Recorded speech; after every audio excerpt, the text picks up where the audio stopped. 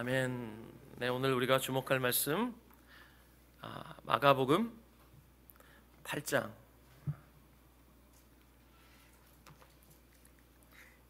1절부터 10절 말씀입니다. 우리 함께 봉독합시다. 마가복음 8장 1절부터 10절 시작. 그 무렵에 또 큰 무리가 있어 먹을 것이 없는지라 예수께서 제자들을 불러 이르시되 내가 무리를 불쌍히 여기노라. 그들이 나와 함께 있은지 이미 사흘이 지났으나 먹을 것이 없도다. 만일 내가 그들을 굶겨 집으로 보내면 길에서 기진하리라. 그 중에는 멀리서 온 사람들도 있느니라.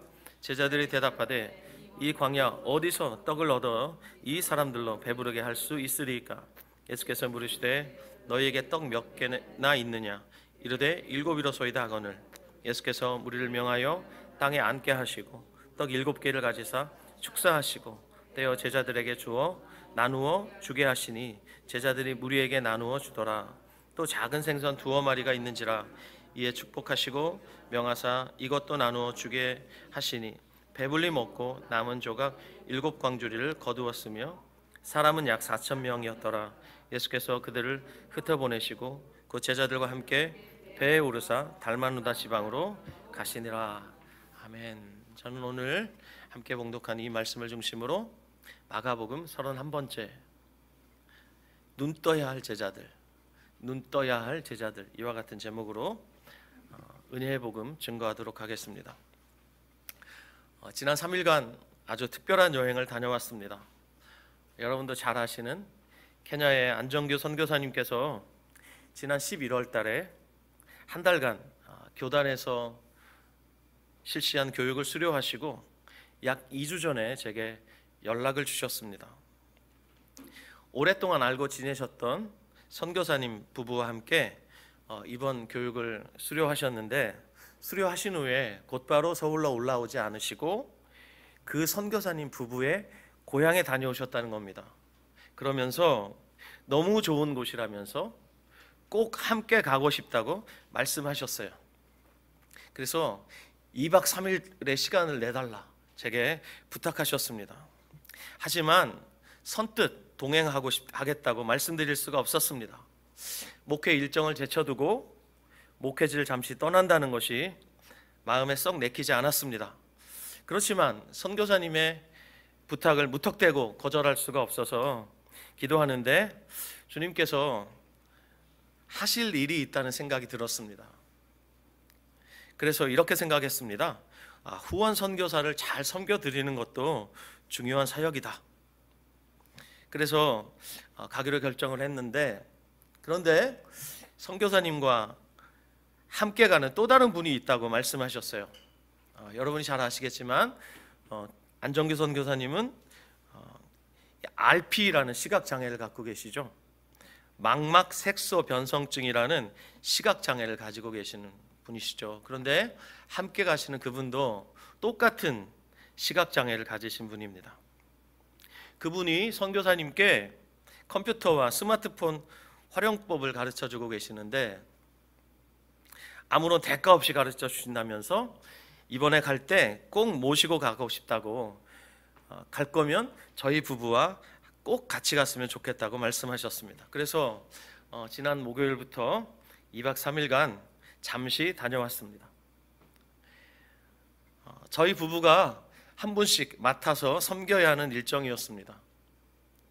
저는 안 선교사님을 맡고, 제 아내는 우리가 황 선생님이라고 호칭해 드렸는데 황 선생님을 맡아서 섬기는 그런 일정이었습니다. 그런데 그곳에 도착해 보니까 이미 주님께서 그곳 출신의 선교사님 부부를 저희와 동행하실 수 있도록 준비해 놓으셨습니다. 그래서 우리 일행 4명과 그리고 그거 선교사님 부부 2명, 이렇게 6명이 차 2대로 나눠 타고 일정을 소화했습니다.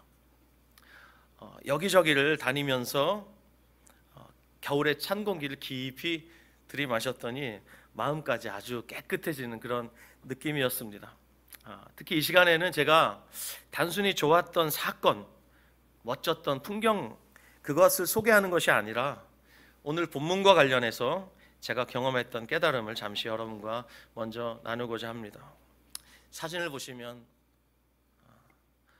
지금 온라인에 계신 분들도 이 사진을 보실 수 있겠죠. 지금 여러분이 보시는 사진은 청풍명월의 고향으로 잘 알려져 있는 곳입니다. 그곳에 케이블카가 있는데 케이블카를 타고 산 정상 전망대에서 찍은 몇 장의 사진들입니다. 어때요? 너무 멋있죠? 그렇다고 좀 하세요. 얼마나 좋은 걸 많이 보셨기에 감동이 없으세요? 네, 너무 멋진 그런 장면이에요. 제가 서두에 여러분에게 시각장애인 두 분을 모시고 이번 여행을 갔다고 말씀드렸습니다. 그런데 안정규 선교사님은 이미 12월 초에 이곳에 갔다 오셨어요. 방금 보셨던 그 전망대 사진, 전망대에서 이미 저 광경을 보신 건 아니고 어떻다는 걸 그냥 대충 감으로, 마음으로 보고 오신 거죠. 그런데 함께 갔던 또 다른 시각장애인, 그분은 초행길이었습니다. 저는 개인적으로 안 선교사님과 여기저기를 많이 다녔기 때문에 그분과 함께 다니는 게 부담이 없습니다. 어떻게 모시고 다녀야 할지 잘 알지만 제 아내가 그분을 섬기는 건 보통 만만한 일이 아니에요. 근데 주님께서 모든 것을 아시는 주님께서 그곳 출신의 선교사님 부부를 예비해 두셨는데, 특히 이 선교사님의 사모님께서 그분을 아예 도맡아 섬겨 주셨어요. 근데 이 사모님의 은사가 뭐냐면 설명을 기가 막히게 하는 거예요. 이 꽃을 보잖아요. 그러면 이 꽃을 기가 막히게 설명을 해요. 방금 보셨던 그 풍경 있죠? 그걸 사방이 저 풍경이에요. 사방으로 돌아가면서 저 풍경이 있는데 얼마나 설명을 잘 하시는지, 옆에서 저는 이제 안정규 선교사님께 이 광경을 제가 설명을 해드리는데 저는 잽도 안 되는 거예요. 너무나 생생하게 설명을 너무 잘 하셔서 옆에서 듣고 있으면 눈이 안 보이는 두 분도 마치 보는 것처럼 그림으로 그려낼 수도 있을 것 같다는 생각이 들었어요. 그러면서 제 마음속에 이런 생각이 들었습니다. 내가 예수님을 저렇게 소개할 수 있어야 되는데, 이런 생각이 들었어요. 그리고 성경을 저렇게 가르칠 수 있어야 하는데, 이런 생각이 들었어요. 지난 12월 초에 선교사님은 이미 저 광경을 마음으로 보셨을 텐데, 이 사모님의 설명을 들으면서 그때 잘못 생각했던 것들이 다 교정이 된 거예요. 그런 거였어요? 이러면서 그때 난 이렇게 생각했잖아. 그런데 이번에 설명을 듣고 보니까 그런 거였어요? 이러면서 와, 정말 멋지군요. 이러면서 설명을 들으시는데 제 마음속에 예수님을 내가 더 잘 소개해야 되겠구나. 예수님을 더 깊이 알아서 여러분에게, 그리고 제가 만나는 분들에게 예수님을 더 잘 설명해 드려야 되겠구나. 그리고 이 설교를 더 깊이 해야 되겠구나. 성경을 더 깊이 연구하고 더 잘 가르쳐야 되겠구나. 이런 간절함과 사모함이 생겼습니다. 어때요? 저의 간절함과 사모함이 당연한 것이죠. 그래서 속으로 기도했습니다. 지난주에 설교 말미에 제가 여러분에게 소개해드렸던 바울의 기도 기억나십니까? 주님, 지혜와 계시의 영을 주셔서 하나님을 깊이 알게 해주십시오. 저의 마음의 눈을 밝혀주십시오. 에베소서 1장 17절에서 19절 말씀이 제 마음속에서 그대로 떠오르면서 그 간절함과 또 열망을 가지고 주님께 기도했습니다. 요한일서 2장 13절에 보면 요한 사도가 이렇게 말하죠. 아비들아, 내가 너희에게 쓰는 것은 너희가 태초부터 계신 이를 알았으며. 영적으로 성숙한 아비들은 태초부터 계신 이를 잘 아는 사람이다, 이렇게 말해요. 성숙한 자가 어떤 자입니까? 단지 신앙의 연륜이 깊다는 것, 오래 믿었다는 것, 이건 아닙니다. 정말 성숙하다는 것은 태초부터 계시는 그 영원하신 하나님을 깊이 아는 것입니다. 이것이 진정 성숙한 것입니다. 여러분, 지난주 설교 후에 함께 기도했던 내용처럼 저희 여러분의 인생에서 절대로 포기할 수 없는 가치가 하나 있죠. 그건 바로 하나님을 깊이 아는 것입니다. 동의하시면 아멘. 특히 목사인 제게 매일 말씀을 묵상하고 나누고 또 매주 설교를 하고 또 성경을 가르치는 제게 일평생 가장 중요한 것이 무엇일까? 그건 두말할 것 없이 성경을 깊이 연구하고 그래서 예수님을 더욱 친밀히 알아가고 예수님을 더욱 사랑하고 예수님께 가까이 가는 것입니다. 이게 목사가 할 일이에요. 저뿐만이 아니라 여러분에게도 이것은 세상 그 무엇과도 바꿀 수 없는 절대 가치가 되어야 할 줄 믿습니다. 요한복음 17장 3절에 영생은 곧 유일하신 참 하나님과 그가 보내신 자 예수 그리스도를 아는 것이니이다 라고 말씀하고 있습니다. 영생이 무엇입니까? 하나님을 아는 것입니다. 이 땅에 사는 동안 하나님을 결코 다 알 수 없기에 우리에겐 영생이 필요한 것입니다. 영생이 영원히 사는 것이라고 말한다면 하나님을 우리가 영원히 살아야만 알 수 있을 만큼 그분은 그만큼 크시고 광대하시고 놀라우신 분이십니다. 예수님의 제자들도 마찬가지였습니다. 그들에게 가장 필요했던 것이 무엇이었겠습니까? 예수님을 따라다니면서 예수님의 인기와 명예를 등에 업고 자기들의 원하는 것들을 실현하는 것이었겠습니까? 혹은 사역의 노하우를 습득해서 예수님처럼 병자를 고치고 귀신을 쫓아내고 그렇게 유명해지는 것이었겠습니까? 아닙니다. 예수님께 제자들에게 가장 필요했던 것은 그것은 바로 마음을 다하고 뜻을 다하고 힘을 다해서 하나님을 사랑하고 또 예수님께서 보내신 예수님이 누구이시며 무엇을 위해 오셨는지 아는 것이었습니다. 오늘이 성탄주일입니다. 이번 주말에 성탄절 예배를 드리겠지만 오늘은 성탄주일날 아침에 여러분과 함께 오늘 우리가 간절히 사모해야 할 것이 무엇이냐? 우리를 위해 오시고 이제 다시 오실 그 예수님을 우리가 깊이 알아가는 것입니다. 하지만 제자들은 그런 것에 관심이 없었습니다. 그들은 예수님을 몰랐습니다. 요한복음 16장 5절 6절 말씀을 보면 예수님께서 제자들과 함께 잡히시던 날 밤에 제자들에게 말씀하신 말씀 중에 이런 말씀이 있어요. 지금 내가 나를 보내신 이에게로 가는데 너희 중에서 나더러 어디로 가는지 묻는 자가 없고 도리어 내가 이 말을 함으로 너희 마음에 근심이 가득하였도다.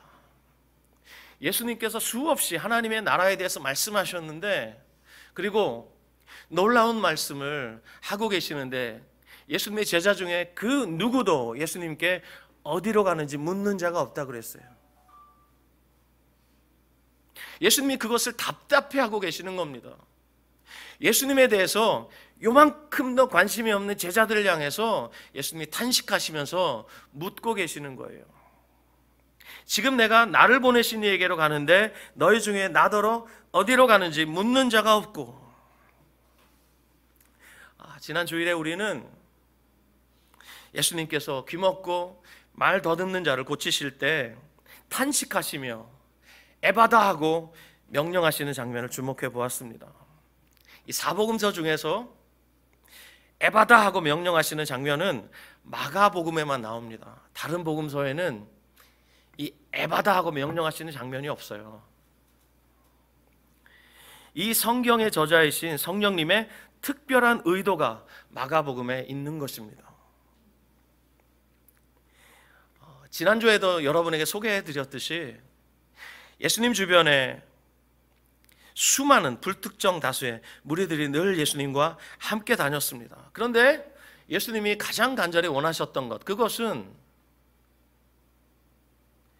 이름 없는 그 무리들이 아니라 예수님이 사랑하셨던, 그래서 그들을 위해서 목숨을 내어주셨던 그 제자들의 귀와 눈과 마음이 열리는 것이었습니다.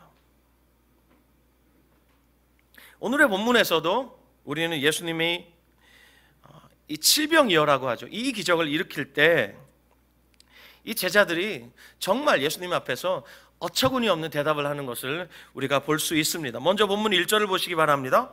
그 무렵에 또 큰 무리가 있어 먹을 것이 없는지라 예수께서 제자들을 불러 이르시되. 자, 여러분, 예수님이 가시는 곳마다 어디든 큰 무리가 몰려들었다는 것을 알 수 있죠. 그런데 오늘의 본문에서 보게 되는 큰 무리에게 문제가 발생했습니다. 그것이 바로 먹을 것이 없다는 것이었습니다. 그 이유가 2절에 나옵니다. 내가 무리를 불쌍히 여기노라. 그들이 나와 함께 있은지 이미 사흘이 지났으나 먹을 것이 없도다. 자, 여기서 우리가 알 수 있는 것이 있죠. 이 무리가 예수님과 3일 동안 함께 있었다는 겁니다. 이렇게 긴 시간 동안 예수님과 함께 있을 줄 모르고 그들은 자기들이 가져왔던 음식들을 먹었는데 이미 이때쯤 돼서는 먹을 것이 하나도 없는 거예요. 먹을 것이 없는 그들을 예수님께서 불쌍히 여기셨습니다. 2절에 말씀하죠. 내가 무리를 불쌍히 여기노라. 여러분, 저를 보세요. 이 불쌍히 여긴다는 말, 헬라어로 이 불쌍히 여긴다는 이 말은 오장육부가 아플 정도로 고통을 느끼는 상태를 가리킵니다. 그들을 얼마나 불쌍히 여기셨던지 예수님의 오장육부가 뒤틀릴 만큼의 고통스러운 마음을 가지고 그들을 불쌍히 보고 계시는 거예요. 지난주에 에바다 하시면서 고쳐주셨던 귀먹고 말 더듬는 자, 그는 단순히 육체적 고통을 가진 자만이 아니라 하나님 앞에서 귀먹고 말을 더듬고 있었던, 하나님 앞에서 말할 수 없었던, 기도 한마디 할 수 없었던, 마음이 병들어 있었던 모든 인간을 대표하는 인물이다. 제가 그렇게 말씀드렸죠. 지금 주님 앞에 나와 있는 사흘 동안 말씀을 듣긴 듣지만 예수님이 누구인지 알지 못하는 이 큰 무리들 말입니다. 이들을 향해서도 주님은 에바다 말씀하실 때 탄식하셨던 것처럼 이들을 향해서 탄식하셨을 거예요. 그리고 이들을 향해서 긍휼한 마음으로 오장육부가 뒤틀리는 심정으로 이들을 바라보시면서 긍휼을 품고 계세요. 그래서 이들을 그냥 돌려보낼 수가 없어요. 근데 예수님이 이 3절 하반절에 보면 이렇게 말씀하시죠. 그 중에는 멀리서 온 사람들도 있느니라. 여러분 보세요. 제자들은 누가 어디에서 왔는지 몰라요. 그런데 예수님은 저 사람이 어느 마을 누구네 집에서 왔다는 걸 다 아세요. 그러니까 먹여보내지 않으면 저 사람은 가다가 기진하여 쓰러진다. 다 알고 계시니까 전지하신 하나님이신 예수님께서 다 아시면서 그들을 향한 이 긍휼함이 속에서부터 막 불이 붙는 거예요. 그래서 제자들을 불러서 상황을 설명하신 겁니다. 자, 오늘 본문에 보시면 배불리 먹은 자가 몇 명이에요? 약 4,000명이죠. 약 4,000명이에요. 우리 한 끼에 5,000원 잡으면 얼마예요? 5,000원 곱하기 4,000명 하면요, 약 2천만 원이에요. 예수님께서 이 상황을 말씀하신 거예요. 여러분 아시겠지만 예수님이 무슨 해결책이 없어가지고 제자들에게 상황을 설명하신 게 아니에요. 야, 큰일 났다, 야, 얘들아, 어떻게 하면 좋냐. 제자들에게 해결책을 내놓으라고 말씀하시는 게 아니에요. 제자들을 지금 테스트하고 계신 거예요. 그런데 4절을 보십시오. 4절에 제자들이 뭐라고 대답하죠? 자, 4절 다시 한번 같이 읽겠습니다. 시작. 제자들이 대답하되 이 광야 어디에서 떡을 얻어 이 사람들로 배부르게 할 수 있으리까? 제가 세 번역으로 읽어드릴게요. 제자들이 예수께 말하였다. 이 빈들에서 어느 누가 무슨 수로 이 모든 사람이 먹을 빵을 장만할 수 있겠습니까? 어느 누가 무슨 수로? 그러면 이 제자들의 어느 누가라고 말할 때 여기에 누구도 포함되는 거예요? 예수님도 포함시켜서 말하고 있는 거예요. 지금 그들 앞에 서 계시는 예수님이 누구이신지 제자들 전혀 몰랐어요. 근데 더욱 어처구니가 없는 것이 마가복음 6장에 보면 벳세다 빈들에서 보리떡 5개, 물고기 2마리로 남자만 5,000명을 먹이셨어요. 그 기적을 제자들이 이미 경험했단 말이에요.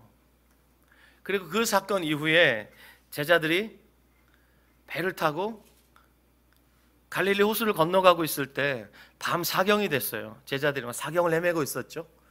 그때 예수님이 무리를 걸어서 오시죠. 그리고 내니 안심하라 그렇게 말씀하시고 바람과 파도를 잔잔하게 하셨어요. 그때 제자들이 심히 놀랐어요. 그 모든 것들을 다 봤어요. 회당장 야이로의 딸을, 죽었던 그 딸을 살리셨어요. 그 모든 것을 다 경험했어요.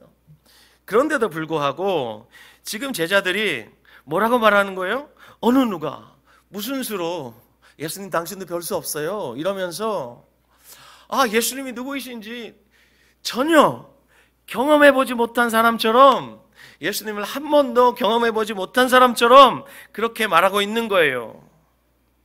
왜 그럴까요? 제자들의 마음이 굳어져 있었기 때문이에요. 왜 이럴 수 있을까? 여러분 이해가 잘 안 되시죠?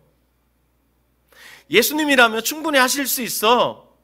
속으로 이렇게 생각해. 주님, 지난번에 보리떡 5개, 물고기 2마리, 모르세요? 주님 하실 수 있잖아요? 주님이 하세요. 이러면 되는데 그게 아니라 어느 누가 무슨 수로 이러면서 예수님을 싹 제껴버리잖아요. 제자들의 마음이 굳어져 있었기 때문이에요. 자, 성경 몇 구절 찾아보겠습니다. 마가복음 3장 1절부터 5절 말씀 보십시오. 3장 1절부터 5절 말씀입니다. 시작. 예수께서 다시 회당에 들어가시니 한쪽 손 마른 사람이 거기 있는지라 사람들이 예수를 고발하려 하여 안식일에 그 사람을 고치시는가 주시하고 있거늘 예수께서 손 마른 사람에게 이르시되 한가운데 일어서라 하시고 그들에게 이르시되 안식일에 선을 행하는 것과 악을 행하는 것, 생명을 구하는 것과 죽이는 것 어느 것이 옳으냐 하시니 그들이 잠잠하거늘 그들의 마음이 완악함을 탄식하사 노하심으로 그들을 둘러보시고 그 사람에게 이르시되 내 손을 내밀라 하시니 내밀매 그 손이 회복되었더라. 자, 6절요. 시작. 바리새인들이 나가서 곧 헤롯 왕과 함께 어떻게 하여 예수를 죽일까 의논하니라. 네, 여기에 5절 말씀, 여러분 그들의 마음이 완악했다 라고 성경이 말씀하고 있는 것을 우리가 주목해 보아야 합니다. 왜 이들이 예수님을 죽이려고까지 했을까? 그건 그들이 완악했기 때문입니다. 그들의 마음이 완악했다 이렇게 말씀하고 있습니다. 마가복음 6장을 보시겠습니다. 6장 47절부터 52절 말씀. 47절부터 52절 말씀입니다. 시작. 저물매 배는 바다 가운데 있고 예수는 홀로 무태 계시다가 바람이 거스름으로 제자들이 힘겹게 노젓는 것을 보시고 밤 사경쯤에 바다 위로 걸어서 그들에게 오사 지나가려고 하시매 제자들이 그가 바다 위로 걸어오심을 보고 유령인가 하여 소리 지르니 그들이 다 예수를 보고 놀람이라. 이에 예수께서 곧 그들에게 말씀하여 이르시되 안심하라 내니 두려워하지 말라 하시고 배에 올라 그들에게 가시니 바람이 그치는지라 제자들이 마음에 심히 놀라니 이는 그들이 그 떡 대시던 일을 깨닫지 못하고 도리어 그 마음이 둔하여졌더라. 자, 이 말씀에선 52절 말씀, 그 마음이 둔하여졌더라. 그러니까 완악해졌다. 여기선 둔하여졌다 이렇게 번역했는데 같은 단어를 이렇게 번역한 것입니다. 그 다음에 마가복음 8장, 오늘 본문에 있는 마가복음 8장 15절부터 17절 말씀 읽어보겠습니다. 마가복음 8장 15절부터 17절 시작. 예수께서 경고하여 이르시되 삼가 바리새인들의 누룩과 헤롯의 누룩을 주의하라 하시니 제자들이 서로 수군거리기를 이는 우리에게 떡이 없음이로다 하거늘 예수께서 아시고 이르시되 너희가 어찌 떡이 없음으로 수군거리느냐 아직도 알지 못하며 깨닫지 못하느냐 너희 마음이 둔하냐. 여기서는 둔하다라는 단어로 번역되었습니다.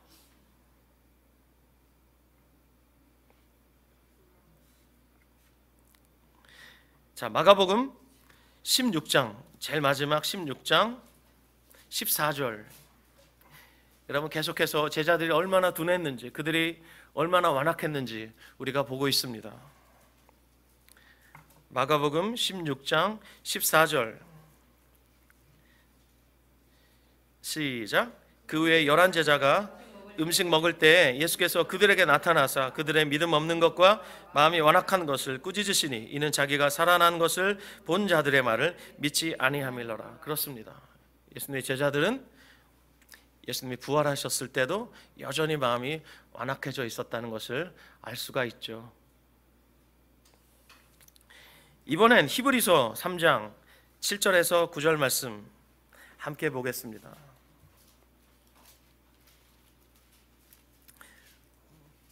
히브리서 3장 7절부터 9절 말씀입니다. 같이 읽읍시다. 시작. 그러므로 성령이 이르신 바와 같이 오늘 너희가 그의 음성을 듣거든 광야에서 시험하던 날에 거역하던 것 같이 너희 마음을 완고하게 하지 말라. 거기서 너희 열조가 나를 시험하고 증험하고 40년 동안 나의 행사를 보았느니라. 아멘. 히브리서 기자가 당시 신약의 교회를 향해서 구약 백성들의 그 완악함을 지금 폭로하고 있습니다.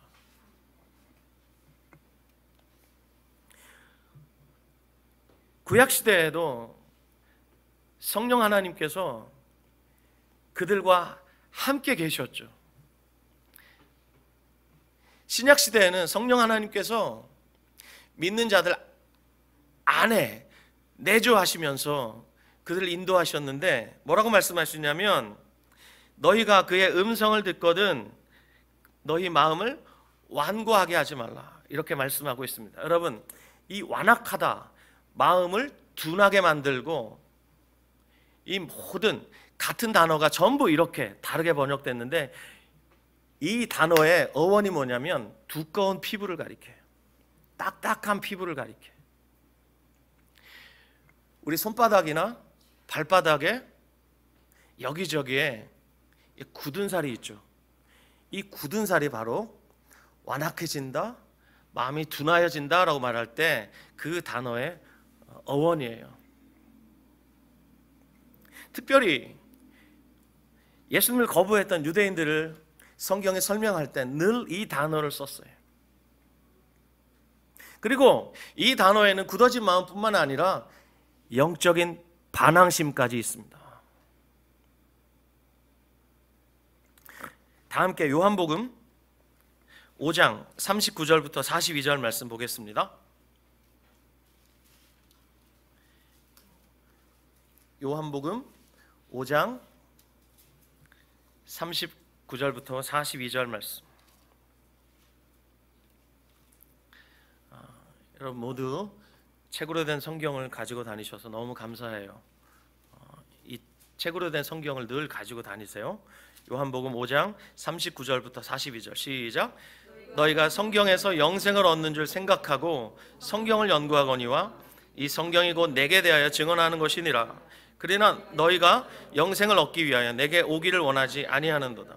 나는 사람에게서 영광을 취하지 아니하노라. 다만 하나님을 사랑하는 것이 너희 속에 없음을 알았노라. 아멘. 그 예수님을 반대했던, 결국은 예수님을 십자가에 못 박아 죽였던 이 유대 이 종교 지도자들 말입니다. 이들이 당시 어떻게 살았어요? 그들은 성경에서 영생을 얻는 줄 생각했습니다. 그래서 성경을 열심히 연구했습니다. 이거 세 번역으로 이렇게 번역되어 있습니다. 너희가 성경을 연구하는 것은 영원한 생명이 그 안에 있다고 생각하기 때문이다. 그렇지만 예수님 말씀하시죠. 그 성경이 바로 내게 대한 증거다. 내게 대한 증언이다. 그런데 열심히 성경을 연구하는데 내게 오지를 않는구나 이러면서 주님이 막 탄식하고 계시는 거예요. 그리고 그들 마음을 정확하게 꿰뚫어 보시면서 하나님을 사랑하는 것이 너희 속에 없음을 내가 알았다 이렇게 말씀합니다. 자, 하나님을 사랑하는 자는 성경을 연구할 뿐 아니라 예수님께 가까이 갑니다. 동의하시면 아멘. 하나님을 사랑한다고 말할 때 가장 중요한 특징이 뭐냐면 예수님께 가까이 가요. 이건 우리가 핑계할 수 없는 거예요. 마음을 다하고 뜻을 다하고 힘을 다해서, 이걸 다른 말로 한 단어로 지르면 혼신을 다해서 하나님을 사랑한다면 그 특징이 뭐예요? 예수님께 가까이 가는 거예요. 당시 유대인들은 예수님께 가까이 가질 않았습니다. 오히려 예수님을 배척했죠. 그리고 예수님을 십자가에 못 박아 죽였습니다. 유대인들만 그랬습니까? 아닙니다. 당시 예수님과 함께 먹고 자고 동고동락했던 제자들 역시 유대인들과 별반 다르지 않았습니다. 이제 앞으로 마가복음 8장, 9장, 10장을 계속 우리가 묵상하면서 주목해 보겠지만, 예수님을 따르고 있었던 예수님의 제자들 안엔 숨은 동기들이 있었습니다. 그 동기들이 다 폭로가 돼요. 얼마나 쪽팔렸겠어요. 다 폭로가 되면서 그들의 자아가 하나씩 둘씩 파쇄되기 시작해요. 마가복음 말씀 다시 돌아가셔서 10장 28절 말씀 보겠습니다. 마가복음 10장 28절.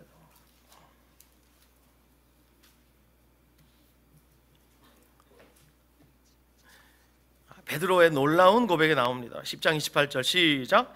베드로가 여짜와 이르되 보소서 우리가 모든 것을 버리고 주를 따랐나이다. 그렇습니다. 베드로는 전임 사역으로 주님을 지금 따르고 있는 상황이에요. 정말 모든 걸 다 버렸어요. 그런데 이 말은 우리가 깊이 새겨들어야 합니다. 왜 예수님께 모든 걸 다 걸었을까요? 숨은 동기가 있어서 그래요. 10장 37절 보십시오. 시작. 여짜오되 주의 영광 중에서 우리를 하나는 주의 우편에 하나는 좌편에 앉게 하여 주옵소서. 41절이요. 열 제자가 듣고 야고보와 요한에 대하여 화를 내거늘. 그렇습니다. 하나는 주의 우편에 하나는 주의 좌편에. 이거 요한 형제가 예수님께 청탁한 거예요. 주님께서 권력을 잡으실 때, 로마 제국을 전복하실 때 주의 우편에 내 형을, 주의 좌편에 저를 앉혀주십시오. 그랬더니 나머지 열 제자가 막 분노했죠. 왜 그래요? 자기들도 그 생각을 갖고 있었다는 거예요. 그러므로 모든 것을 버리고 주를 쫓았습니다. 이건 표면적인 문자 그대로 읽으시면 안 되고, 베드로와 나머지 11제자 전부 마음의 숨은 동기를 가지고 예수님을 따랐어요. 자기들의 목적이 있었어요. 그 목적을 실현하기 위해서 자기들의 이익을 포기할 수 없어서 끝까지 주님을 지금 따라가고 있는 거예요. 여러분, 구원이 무엇입니까? 구원은 우리의 눈이 열리는 거예요. 그래서 마가복음 7장 말미에 에바다 하시면서 그 귀먹고 말이 어눌한 자를 주님께서 고치시는 것부터 시작해서 계속해서 눈 뜨는 이야기가 나옵니다.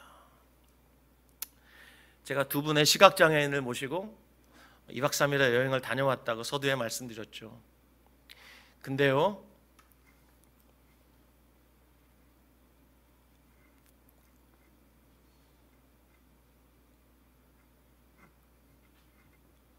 너무 이게 마음에 깊이 새겨져 있는 장면이 떠올라요. 지금은 갱도가 다 막힌 단지 기념관으로 조성되어 있는 탄광촌에 가봤어요. 갔더니 그 당시의 건물들과 사람들이 어떻게 살았는지 이거를 똑같이 재현해 놨어요. 거기 한 초등학교 방이 있었는데 거기 들어가니까 그 난로 있죠. 조개탄이라고 하는, 옛날에 다 기억나시죠? 그 위에 양은으로 만든 벤또가 이렇게 올려져 있고, 그리고 나무로 만든 아주 허름한 책상과 의자들이 이렇게 가지런하게 있고, 제일 앞에 그 정겨운 풍금이 있는 거예요. 그 풍금을 그 사모님이 막 연주를 하세요. 이분은 성악 전공하시고 음악을 아주 잘하시는 분이에요. 풍금을 막 연주하시는데 놀랍게도 함께 갔던 이 황 선생님이 뭘 부르냐면 우리가 시작할 때 불렀던 찬양 Amazing Grace를 부르는 거예요. 예수를 안 믿는 분인데.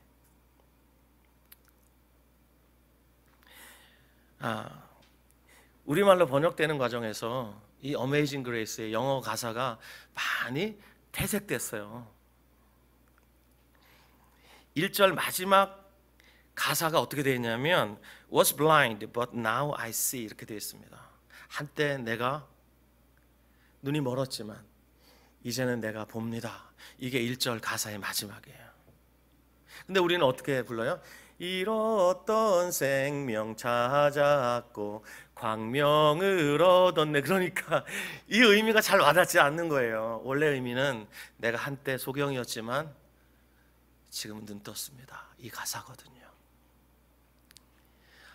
앞을 보지 못하는 그분이 어메이징 그레이스를 부르시는데 가슴이 뭉클한 거예요. 예수도 안 믿는 분이 어메이징 그레이스를 영어 가사로 막 부르시. 이분이 엄청 똑똑하신 분이거든요. 우리나라 최고 학부를 나오신 분인데 엄청 똑똑하신 분인데 예수를 안 믿어요. 보면서 똑똑한 것과 예수를 믿는 건 정말 별개구나. 하나님의 계시가 없으면 절대 예수님을 알 수가 없구나. 그분이 어메이징 그레이스를 부르는데 우리들도 흥얼흥얼하면서 부른단 말이죠. 그분이 또 아름다운 경치를 그 사모님으로 또 설명을 들으면서 무슨 찬송을 부른 줄 아세요? 참 아름다워라 주님의 세계는 저 솔로몬의 옷보다 더 고운 백합화. 이 노래를 차 속에서 부르는데 막 감동이 막 뭉클 막 올라오는 거예요. 여러분도 제가 설명을 잘해드린지 모르겠어요. 구원이 무엇입니까? 구원은 우리의 눈이 열리는 거예요. 우리의 귀가 열리는 거예요. 그러니까 우리의 마음이, 특히 우리 마음을 둘러싸고 있었던 이 세속의 딱딱한 껍질이 다 벗겨지는 걸 말하는 거예요. 불신의 껍질이 다 벗겨지는 것을 말하는 거예요. 이게 구원인 거예요. 지난주 설교 제목 기억하십니까? 기억하십니까? 열려야 따른다. 열려야 주님을 따를 수 있는 것입니다. 여러분이 지금 예수님을 사랑한다 고백할 수 있고 예수님을 따를 수 있고 예수님 앞에 오늘 예배할 수 있는 이 모든 것, 하나님이 계시로 여러분의 귀를 열어주시고 여러분의 눈을 열어주시고 여러분의 마음을 새롭게 해주셨기 때문에 가능한 것이에요. 그러므로 이 눈이 열린 자들이 그러면 어떻게 살아야 되는가? 로마서 8장 12절로 14절 말씀 제가 봉독하겠습니다. 그러므로 형제들아 우리가 빚진 자로 돼 육신에게 져서 육신대로 살 것이 아니니라. 너희가 육신대로 살면 반드시 죽을 것이로되 영으로서 몸의 행실을 죽이면 살리니 무릇 하나님의 영으로 인도함을 받는 사람은 곧 하나님의 아들이라. 하나님의 영이 우리를 어떻게 인도하시죠? 성령이 우리 안에서 매일 하시는 일이 무엇이죠? 그것은 바울의 고백 그대로예요. 영으로서 몸의 행실을 죽이도록 인도하십니다. 어디서요? 십자가에서. 바울 사도가 그러잖아요. 나는 날마다 죽노라. 그렇습니다. 날마다 성령은 우리를 십자가의 그리스도께로 인도합니다. 동의하시면 아멘. 우리를 십자가의 그리스도로 날마다 인도하시고 십자가의 그리스도는 우리 안에 성령으로 사시면서 성령께 우리를 맡겨드리세요. 그래서 성령과 그리스도께서 함께 우리를 이끌어가고 계시는데 그 모든 방향은 십자가의 길이에요. 그래서 제가 그 황 선생님에게 마지막으로 헤어지면서 이렇게 말했어요. 선생님, 꼭 예수님 믿으세요. 그리고 카페에서 한번 이렇게 말씀드렸습니다. 선생님, 진정한 꽃길은 십자가의 길입니다. 그분은 한 번도 진실한 그리스도인들과 교제해 보지 못한 분입니다. 그렇지만 어릴 적부터 미션 스쿨에 다니시고 또 기독교에 대한 안 좋은 이야기들을 너무 많이 들어가지고 그 오해를 벗겨드리는 데 있어서 상당한 시간이 필요할 것 같아요. 그러나 하나님께서 그분의 찬양을 받으셨다고 저는 믿습니다. 우리 어떻게 살아야 합니까, 여러분? 눈뜬 우리 어떻게 살아야 합니까? 영으로서 몸의 행실을 죽이며 살아야 합니다. 사도행전 7장 51절 말씀 마지막으로 한번 찾아볼까요? 사도행전 7장 51절 말씀.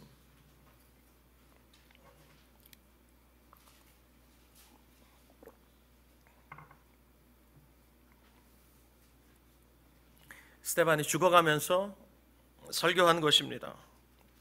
사도행전 7장 51절 말씀 시작. 목이 곧고 마음과 귀에 할례를 받지 못한 사람들아, 너희도 너희 조상과 같이 항상 성령을 거스르는도다. 그렇습니다, 여러분. 오늘 설교의 제목, 눈 떠야 할 제자들. 여러분 눈 뜨셨습니까? 여러분의 귀에 열리셨습니까? 여러분의 마음이 예수님의 보혈로 깨끗하게 되었습니까? 그렇다면 우리 어떻게 살아야 합니까? 성령을 거스르며 살면 안 되겠죠. 성령을 거스르지 않고 성령과 함께 동행하려면 어떻게 살아야 합니까? 날마다 우리 마음의 굳은 살을 베어내야 합니다.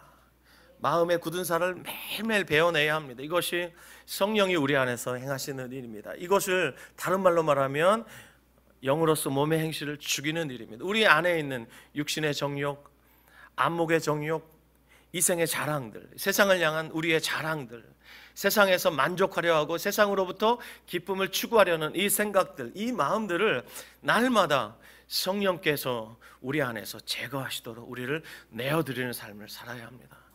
이렇게 살아야 우리가 주님을 똑바로 볼 수 있고 주님의 음성을 똑바로 들을 수 있고 그리고 주님을 따를 수 있습니다. 주님이 우리 안에 말씀하셔도 우리 마음에 두꺼운 껍질로 단단하게 굳은 살로 우리의 마음을 두르고 있다면 절대로 주님의 음성을 들을 수가 없습니다. 제가 2박 3일 동안의 여행을 제안받고 하나님 앞에 기도하면서 주님께서 제 마음속에 행하실 일이 있구나 라는 생각을 주셨는데 주님의 말씀이 맞았어요. 주님이 주신 생각이 맞았어요. 사실 제가 마가복음 8장에 나오는 칠병이어라고 하죠. 이 사건을 어떻게 설교할 수 있을까 제가 고민이 많았어요. 그런데 여행하는 내내 주님이 주셨던 생각과 또 주님이 주셨던 이 놀라운 경험과 이것을 통해서 그렇군요 주님, 이 말씀이 이런 뜻이었군요 라고 제가 깨달을 수 있었습니다. 오늘은 저의 깨달음을 중심으로 여러분과 함께 나눴는데 이번 한 주간 여러분 어떻게 사셔야 합니까? 매일 아침 여러분 일어나실 때마다 여러분 영으로서 몸의 행실을 죽이시기 바랍니다. 십자가로 나가서 육신의 정욕과 안목의 정욕과 이생의 자랑을 십자가에 못 박으시기 바랍니다. 아멘. 그렇게 주님과 동행하시면 여러분의 마음이 부들부들해서 성령께서 말씀을 통해서 우리에게 말씀하실 때 그렇군요 주님 하고 깨달아 알면서 주님과 가까이 동행할 수 있습니다. 예수님께 가까이 가지 않는 삶은 하나님을 사랑하는 삶이 아닙니다. 예수님께 가까이 가셔야 합니다. 아멘. 여러분 아세요? 예수님이 우리에게 먼저 오셨어요. 무엇보다 감사한 것은 우리 안에 주님께서 성령으로 살고 계신다는 사실이에요. 너무 놀랍지 않습니까? 주님께서 우리와 함께 사시면서 이제 주님 뭐라고 말씀하시는 줄 아십니까? 네가 어딜 가든 나는 너와 동행할 거야. 나는 너와 어디든 함께 가고 싶다. 이것이 주님의 마음입니다. 그러므로 여러분도 주님의 마음을 알아서 주님과 친밀하게 가까이 동행하시는 여러분의 한 주간의 삶이 되시기를 예수님의 이름으로 축원합니다.